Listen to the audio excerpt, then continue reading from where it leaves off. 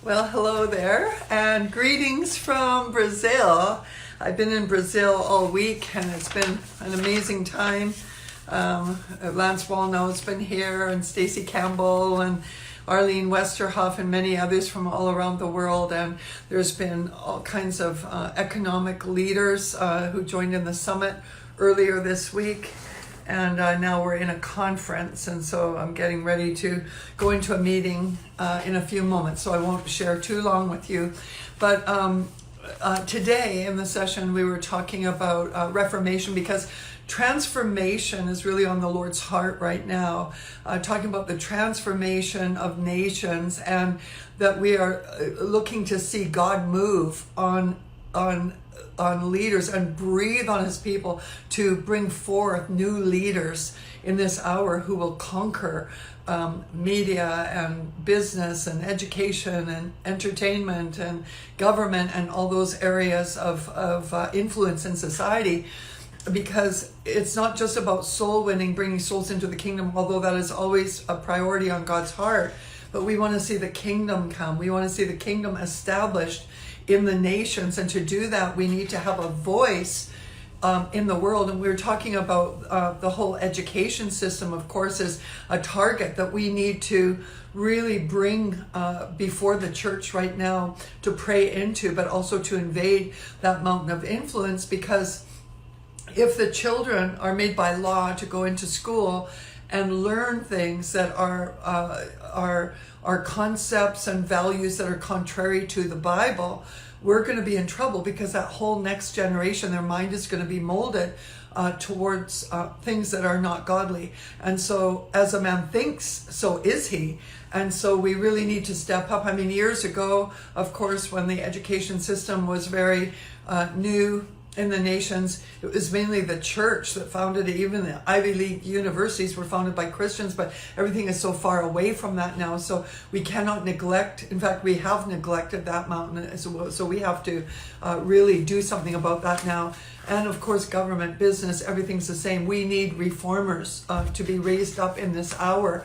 And many of you that are watching this video, I know that God's got his hand on you to be a reformer and to rise up in this hour to say yes to the call, because it's going to be powerful, and God will give you the influence to change nations, to change the way people think, to drive out corruption, all those things. So I just want to share just for a few moments, because the ride's going to pick me up shortly. But I want to share three attributes, and there's many attributes, but three attributes of a reformer that I shared here this morning in the conference. And the first one is servanthood. And Jesus was the greatest reformer of all, and he said, the greatest in the kingdom, and he was speaking of himself, but the greatest in the kingdom is the servant of all. And in other words, he was saying our motivation for whatever we do has to be servanthood. So if we are even on the business mountain and given opportunity to make a lot of profit, whatever, the motivation for that needs to be able to serve the Lord in expanding his goodness, serving people, doing better for people, so that for everyone it's a win-win. If we are called to government, it has to be not for a lust for power, of course, or for the favor of the people alone, or just to be able to make the decisions you want to make. But it's got to be in your heart. I'm placed here to be able to serve not only God's purposes in this nation, but serve even coming generations by the decisions that are made here and by what I put my hand to.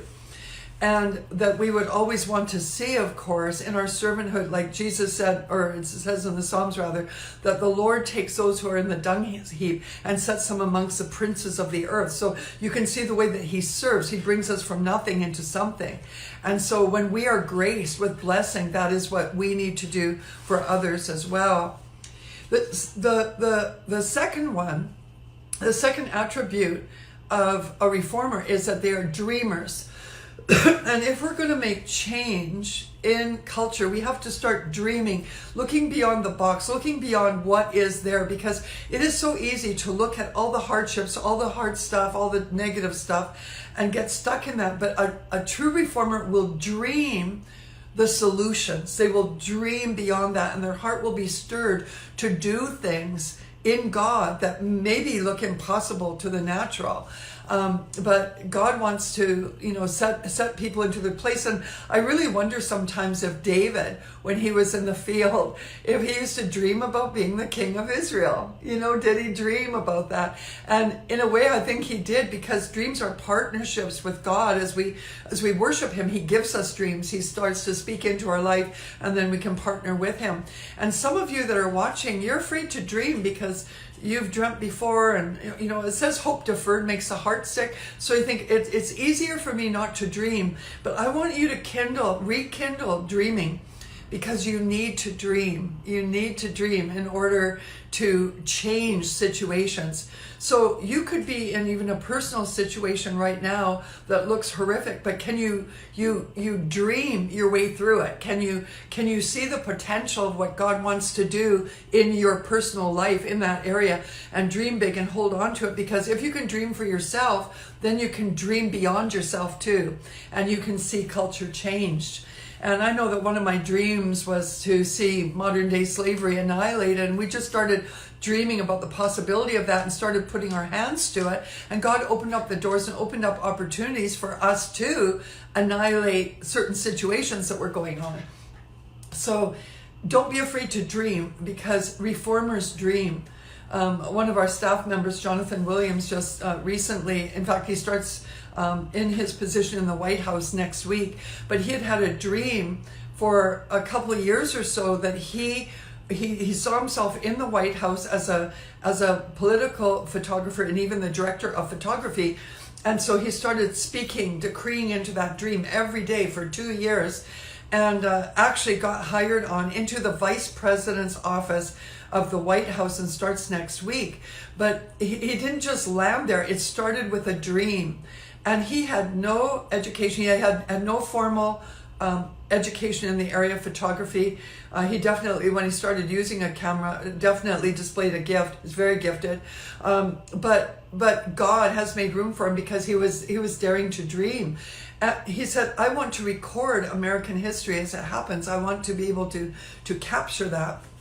And so being in the White House too, he has influence. So he's dreaming about how he can influence the nation through his position there. So dream big. Whatever your situation is now, dream for yourself, but then look at the bigger picture and dream about like what these days are going to look like as the church arises into its place, because God will answer our dream. And try to avoid embracing any kind of negativity, because things are bad out there. You don't need to be prophetic to see how bad things are, but you need the Lord to give you a dream to see beyond it and to see the solution beyond that. And then the third attribute of a reformer that I want to share with you is that we need to be ethical. And I've shared this in another video, but everyone, even unsaved people in the world, want, let's say, a government, for example, that is moral and upright and honest and not corrupt. No one says, I would love to live inside of an environment of corruption. I would love to do a business deal with someone I can't trust, or with someone who's going to exploit me or something like that. I mean, it's just unheard of. And yet we see so many issues in the world, so much darkness in the world, including, immorality and lack of integrity and honesty. And I think I shared in another video with you that that we had a leader share just the other day about someone who had run for the presidential office in an African nation. And they were talking to them and they said, please do not send any more evangelists into our nation, because we already have 85% of the people claim to be born again in our nation. We need discipleship, because this nation is so corrupt that there is gross wickedness everywhere you look, in the church and outside the church, and nothing is changing that. Now, when transformation comes, when reformation comes, wickedness will go. But it takes reformers to take a stand and to rebuild the structures, to have a voice. In fact, that's one of the things that's very important in this hour, is that we raise our voice in this hour, because a lot of times the reason there is no change is because we've been too quiet.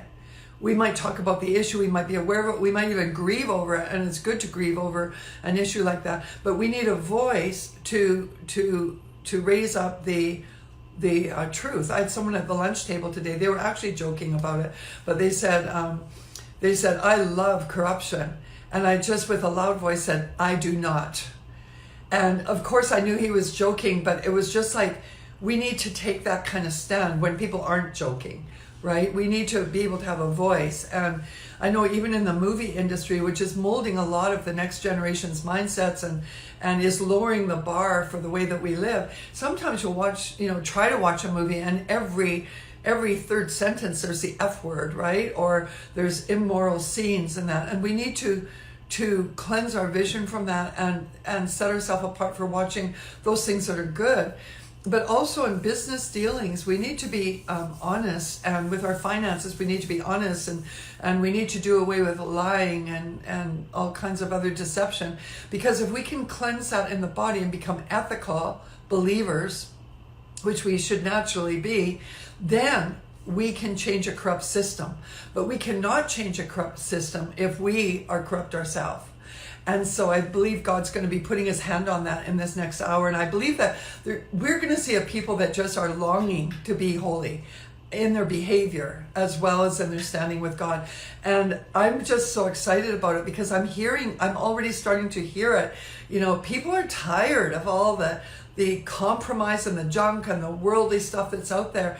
And the whole world is actually looking for someone who will be different, who will stand and who will not compromise in this hour. So if we're going to be reformers, we need to be ethical, we need to be moral. And so God is raising up a company so that when we get to the tops of the mountains of influence, we are not going to be disqualified. We are not going to lead that realm of influence into evil, because every time we sin, this is, heavy. Sometimes people don't realize this, but every time you sin, you are actually giving the devil a legal right. Romans 6:16 says that to whoever you submit yourself to, that's whose slave you become. In other words, you become owned by that one. And it says, if you submit to righteousness, then of course you are under the rule of righteousness. But it says, but if you sin, then you become a slave of that. So the enemy takes legal right and he starts to oppress. He has every right to go and start working through people who are given over to sin. And that's how whole nations get corrupt.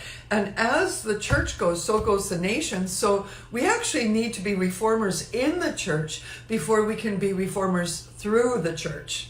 We need to have a Christ-like behavior amongst us and a purging of the Lord so that we can be the reformers that God wants us to be and go and bring in the harvest, go preach the gospel and transform nations. Because in Mark, we see the Great Commission to go out and preach the gospel to every creature, right? So we need to do that and we need to bring in that harvest. But in Matthew 28, we are commissioned to disciple nations. So both are important. We're going to have the revivalists and we're going to have the reformers rise up and work together in this hour. It is going to be amazing.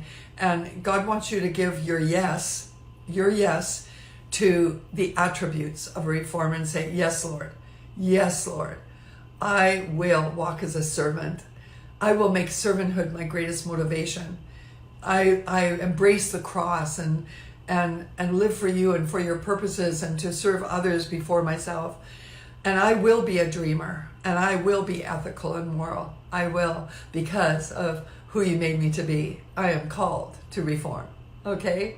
So God bless you. And I just want to encourage you, if you aren't on my YouTube channel yet, I do, a number of different, I think, strategic teachings, and I'll put meetings up there that I think that would help you. So subscribe to my YouTube channel. It's just Patricia King, and keep in touch so I can feed you. I'd love to feed you spiritually. Be awesome. And so anyways, I'm on my way to a meeting right now, so I've got to run out the door. But it's been awesome sharing this with you, and I just invite you to embrace what God is offering to you in this hour, because he's looking for world changers and he's looking for history makers. And so he's looking right at you right now.